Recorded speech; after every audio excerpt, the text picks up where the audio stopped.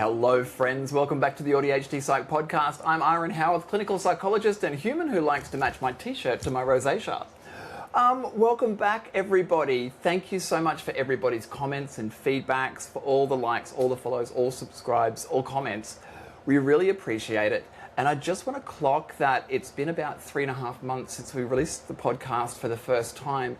And we are already at around 3,200 listens, and our Instagram following is over 4,000 followers. So thank you all for getting behind us and getting involved in this project. We really, really appreciate it. And if you have a moment, please jump on your streaming network or your streaming platform, Apple Podcasts, Spotify, and give us a rating if you're enjoying what we're doing, and give us some feedback because we're always open to improvement. So moving along from that one, today, I want to have a bit of a chat about late diagnosis and diagnostic levels when we receive a diagnosis. So many of us are in our 20s, 30s, 40s, 50s, even 60s when we receive our diagnosis of ADHD or autism or both. Excuse me. And a lot of people wonder, how could I have been missed for so long? Because when we see ourselves through the lens of neurodivergent and we see all of the other neurodivergent people around us, we think it's so obvious. You know, I described myself as, I'm just really easily distracted for many years, and now I recognize that is such a catch cry for an ADHDer. But I guess before I crack on with this one, I'll have a little quick touch back into what neurodivergence is, and in particular autism and ADHD. So while we diagnose based on behaviours, what they're probably underpinned by is neurodevelopmental differences. So difference in the way our brains develop and or function. The reason the developmental part is in there is for it to be a neurodivergence diagnosis. We need to see developmental evidence, so early childhood characteristics, which says that our brains are developing in a different way to the average person's. Why does that matter? Because what we're essentially seeing with the behaviours that we diagnose based on is the expression of underpinning cognitive characteristics. So we know that ADHD is primarily a set of behaviours or symptoms that are born out of impulsivity or lower than average impulse control and or inattentiveness or distractibility. And there's some really interesting research out there by Rapson Gomez and colleague that suggests that actually the inattention may also be underpinned by a bit of the impulsivity. So there's a nice little bit of crossover there. With the autistic characteristics, there's actually a lot of different cognitive and executive functions implicated there. We look at that, the behaviours we're diagnosing on, difficulties relating to restricted and repetitive patterns of behaviour is the behavioural side, but also those social and communications and emotional differences and sensory differences. So we might be over or undersensitive to sight, smell, touch, taste, sound, busyness. And those social, emotional and social and communicative differences, they are founded in different cognitive functions. Language skills is one of the baseline cognitive functions that makes up our IQ. Working memory, often implicated in ADHD, is a cognitive function. Processing speed, often implicated in some presentations of autism, is a cognitive function. And I'm sorry if you guys can hear that noise. There's some banging going on somewhere around me right now. But bang on, I say. So there's cognitive functions that underpin neurodivergence. Neuro, brain, divergence, difference. We just have different brains. Why does that matter in the context of late diagnosis? Well, we diagnose not on those cognitive characteristics, but on the expression of those in specific contexts or certain contexts where they impact on our functioning or they prevent us from meeting our goals. When we add disorder to autism spectrum, it's not autism that is disordered, it's when my autistic rigidity prevents me from being malleable and change the plan, and that impacts on my ability to do my work or study or interact with my social relationships. That's where the disorder comes up, if that impact is not aligned with my goals. And the same with ADHD. being inattentive is wonderful. My tangential thinking is so helpful in problem solving, as I've discussed in the past. But also, when I have to present information to, in the past, supervisors or managers, and I can't stay on topic, that actually is disordered in the context that I have a job to do that I'm trying to do to earn the money and buy the treats, but my tangentiality, my inattention when I'm thinking, impedes my ability to do that. So, diagnosis. We're diagnosing behaviours.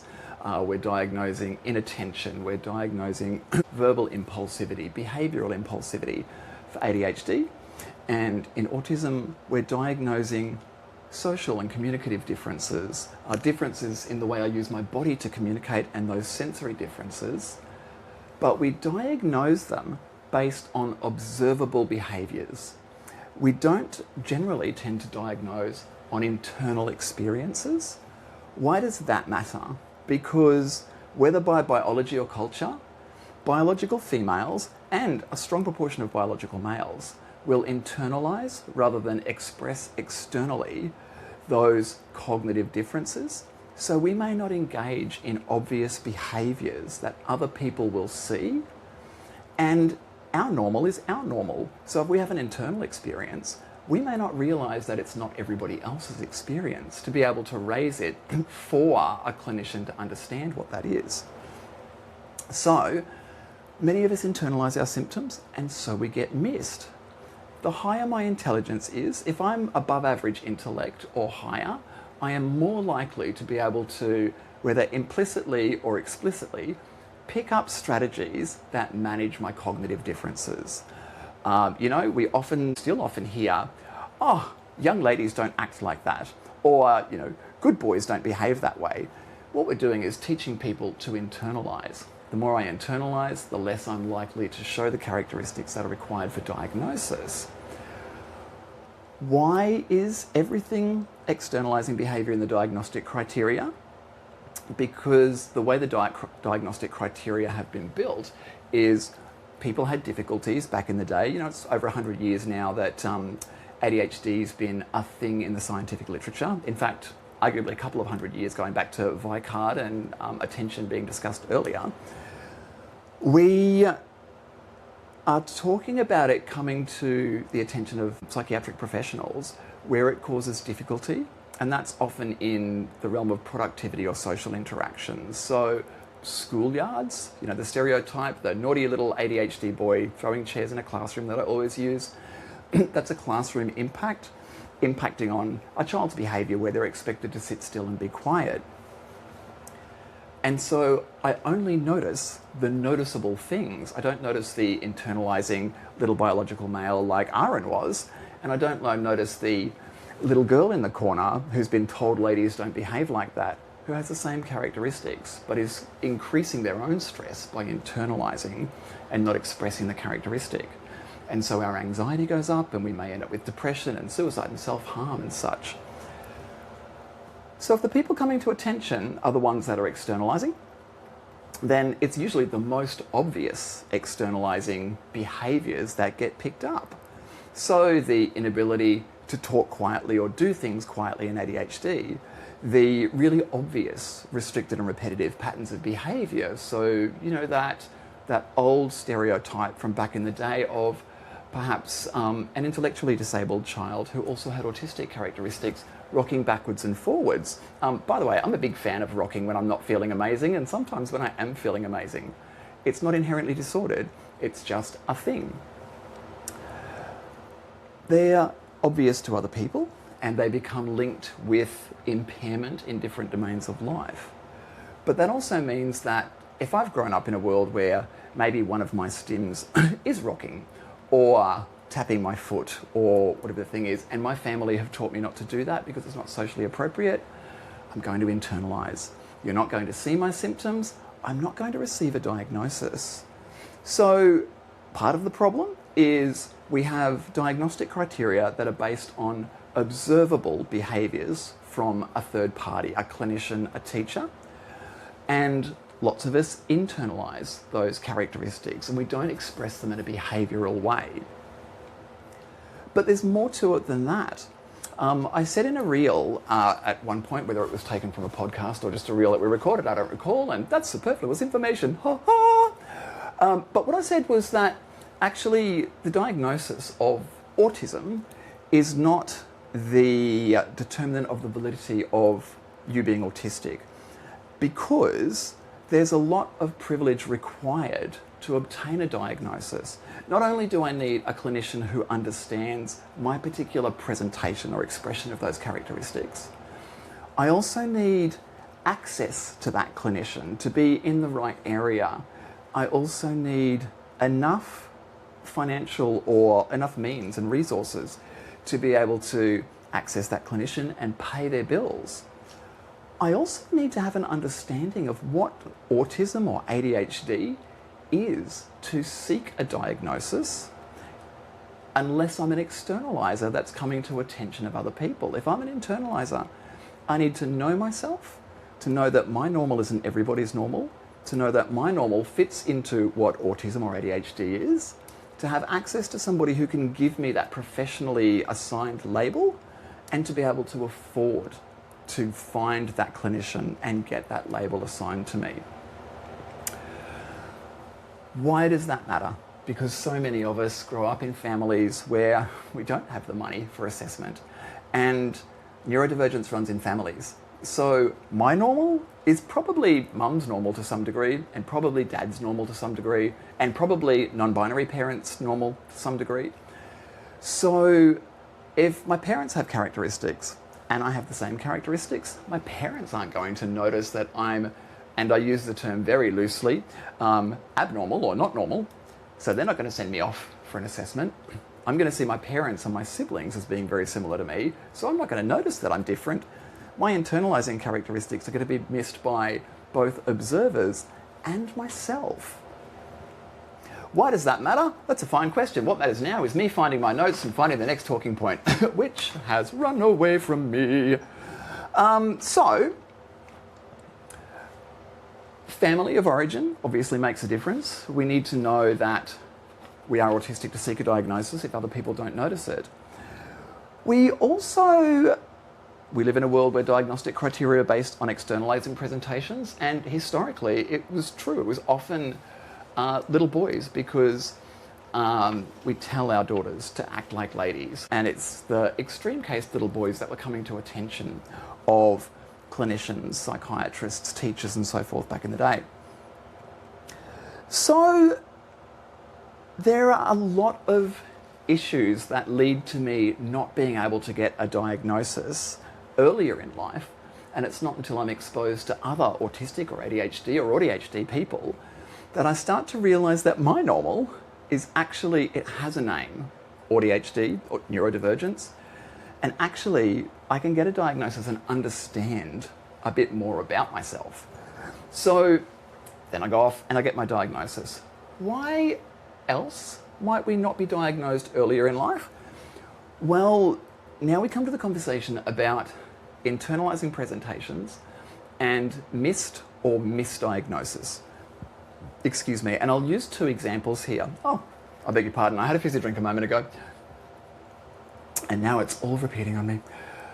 Miss or missed diagnosis, and the two examples I'll use here are borderline personality disorder and OCD, obsessive compulsive disorder. Now, these are two very valid diagnoses, two very valid labels that describe very impairing difficulties for a lot of people. However, as discussed earlier on, ADHD is generally the expression of underpinning impulsivity or poor impulse control, and underpinning inattention or distractibility, lack of ability to control my attention in the same way that the average person does. Autism is a social and communication difference that is underpinned by certain cognitive characteristics, but also has restricted and repetitive patterns of behaviour and thought. Black and white thinking is a thing that we often see in lots of people on the spectrum. A lack of abstract thinking is some of the characteristics we often see in autism. Sensory differences increase my stress levels. When we look at borderline personality disorder, what we see here is a diagnosis that is also underpinned by impulsivity. We see a lot of suicide and self-harm in people with borderline personality disorder. They are often impulsive behaviours when I'm under emotional stress. We also have a lot of real black and white thinking consistent with autism in the notions of idealisation and devaluation of others. You are my best friend, I love you, you are the perfect person, while you meet my needs and while you think of me and see me as a good person. But the moment you critique me in any way, we see this real devaluation. You go from being angel to being demon. And this is a gross generalisation, by the way, but it's a characteristic that often comes up. Really consistent with black and white thinking in autism. We see lots of, characteristics. In fact, arguably all of the characteristics that underpin borderline personality disorder can also be underpinned by neurodivergence. Most neurodivergent children, kids, adults as well, we often have an experience of exclusion, of being other. Whether it's because I impulsively say the thing that comes out of my mouth when you say, do you like my new haircut? And I say, look like a clown. There's some impulsiveness there. And so I can experience rejection from that. Or maybe you ask me a question and I just give you an honest answer because I don't realise there's social nuance required there. Oh, we don't say you look like a clown. We say, oh, I might not have got that haircut. If I'm autistic and don't understand that social rule, I'm more likely to be ostracised by my peers and excluded. When I have that experience, I often have an ongoing experience of exclusion, sometimes of bullying. I can end up with complex stress and complex trauma based out of interpersonal trauma. When we look at borderline personality disorder, we really see that there's this, certainly in my clinical experience working with people with borderline, there's this real desire to connect, this want to be loved, but this internal sense that there's something wrong with me. And so I'm constantly trying to grab at people and to be loved and feel included, just like I would if I was a neurodivergent kid experiencing social minority stresses and complex stresses. But then my autistic black and white thinking can kick in if you say something that doesn't align with how I see myself or how I see our friendship and relationship. And then suddenly you go from being the wonderful black thought to the terrible white thought, the devil. So if I'm an internaliser and I don't have those criteria, I don't have the expression of characteristics that are listed in the diagnostic criteria, in the Diagnostics and Statistical Manual, or the International Classification of Diseases, they're the two really big taxonomies that we use. If you're an internaliser and you don't have those diagnostic criteria because you're not expressing them outwards, there's really no other diagnosis that will fit that impulsivity, black and white thinking, social stresses, the same way that borderline personality disorder will. Now, in no way am I saying that borderline personality is always an AuDHD presentation or a neurodivergent presentation. The point I'm making here is there are many, many statistically more neurodivergent people will receive a diagnosis of borderline personality disorder than the average person in the community. And I would suggest that that's because the diagnostic criteria and the underpinning characteristics of autism and ADHD alongside borderline personality disorder are probably the same underpinning cognitive characteristics and stresses related.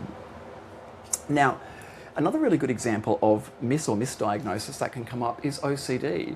Now, there is a lot of OCD in, neurodivergent people.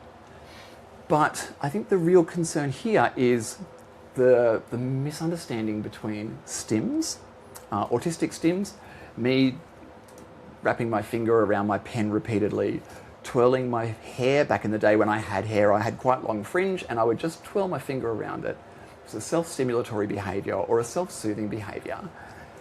It was actually both. My stims can both keep my anxiety a little in check when I'm very stressed. For any of you who watch on video, you may or may not notice that I stim with my eyebrows as well. I learnt some years ago to roll it into my facial expression so it wasn't quite as jarring as it is to other people. But the more stressed I am, the less aware of it I am, and the more I do it, But I don't have to be stressed to do it. I can just be sitting there having a lovely day and my eyebrows bounce up and down like they're on a dance floor or a podium. They have a wonderful time and I'm here for it. The point I'm making is with an autistic stim, it's not necessarily to manage stress and anxiety. However, obsessive compulsive disorder necessarily requires an obsessive thought. Often, in my experience, it's a thought that is so grossly misaligned with my personal values, and that thought creates stress and anxiety for me. And then I engage in a compulsion, a compulsive behaviour that has the express purpose of neutralising the anxiety caused by my obsession. Now, my eyebrow example shows that a stim might actually be an emotional regulation strategy as well, but also just has no perceived value to others. Another thing that I do is I audio stim a lot. I will listen to the same delightful song from the K-pop Demon Hunter soundtrack on repeat. 6 times last night when I woke up in the middle of the night and couldn't get back to sleep. Like, I love the same soothing, positive, emotional sounds. That's an audio stim for me. There is no anxiety neutralisation for that. However, if I leave my house to go to work every morning and I repeatedly get to the car and have an anxious thought, I've left the house unlocked, my whole family's fortune is going to be stolen and it'll be my responsibility, and I repeatedly get to the car and then go back and check, that is a compulsion in the context of OCD. Now, if I don't understand autistic stims and somebody presents who doesn't have the usual externalising presentation of autistic stims, and I only see that repetitive behaviour in the context of the stress that it can manage, there's a really high risk that I'm going to diagnose OCD rather than an internalising presentation of autism. So another of the reasons that we are often late diagnosed is because we've been misdiagnosed or our diagnoses have been missed in a correct diagnosis of OCD or borderline earlier in life. And it's not until either we understand or clinician knowledge around us improves to understand the internalising presentation, which has been happening over the last 10 or 15 years, that we start to see so many more people becoming diagnosed because we understand the conditions better, we understand our differences better. So the last little thing I'll touch on, and I'll just do it briefly because I'm almost out of time today. Thank you, imaginary Uma, who's in the back of my head right now, reminding me to finish up. The final thing I wanted to touch on was levels, diagnostic levels, severity levels in ADHD, and levels of support needs in autism. These are not inherently a part of our cognitive characteristics. These are an interaction between our characteristics and the environment in which we find ourselves, and the context in which we find ourselves, and that includes internal and external. So, my inattention. If I work in a bar and I bounce from person to person, maybe I'm a glassy and I clean up the tables and take the glasses back to the bar and I chat to the punters, then I chat to the bar staff, my social butterfly inattention and conversational tangentiality has zero negative impact on me. However, that same inability to go from point A to point B in a sentence or a conversation significantly impacts me if I'm a lecturer and trying to teach 4th year psych students about ethics of psychology, for example. So same characteristic, same impact on the way I think, very different outcomes. The environment that I'm in changes the impact of the characteristic and takes it from being a positive characteristic in a social sense to being a negative characteristic in an academic sense. But my internal state impacts that as well. The more stressed I am, the more likely I am to be anxious and my brain bouncing from one threat to another. So if I'm already a little bit inattentive, that will be amplified by anxiety. If I'm depressed, that can dull down my cognitive functioning. So my ADHD impulsivity might be a little bit lower, but my inattention, my attention itself, I might struggle to pay attention to anything because I'm depressed. So that can amplify my characteristics. So if I was a glassy in a nightclub, I may get a diagnosis of ADHD that's mild, inattentive. But if I'm a lecturer and it's having that really big negative impact across my work and maybe my social interactions, I might end up with a severe ADHD diagnosis. Additionally, if I've got lots of sensory differences that I'm managing day to day and they're taking up 20% of my mental bandwidth, my cognitive functioning, and then over years of being excluded, I have social anxiety. So I go out into a social environment and there's another 20% of my mental energy being taken up. I'm at 40% of my capacity, of my resilience. And then maybe my boss comes in and wants to have a crucial conversation with me because I forgot to finish a task and something just fell down. I forgot to finish a task. So there's maybe 50% now, an extra 10% of my cognitive function is tied up. But then perhaps I am really impulsive and something happens and I jump up and I trip over and I injure myself. Then that pain, that needing to deal with that ties up a little bit more. So I inch closer and closer to potentially burnout if this goes on for a long time, but to my capacity to engage in the day-to-day tasks of life. The less capacity I have, the more support needs I have. So the higher my level of autism is likely to be diagnosed at. If I am a multimillionaire and I live in a world where everyone does everything for me, probably doesn't matter if I have meltdowns at home because the TV is not showing the show that I wanted. But it has a huge impact if I go to a boarding school where I share an environment and that's happening and distracting other people from their learning or creating social difficulties for me and others. So the support needs vary by my context and my environment.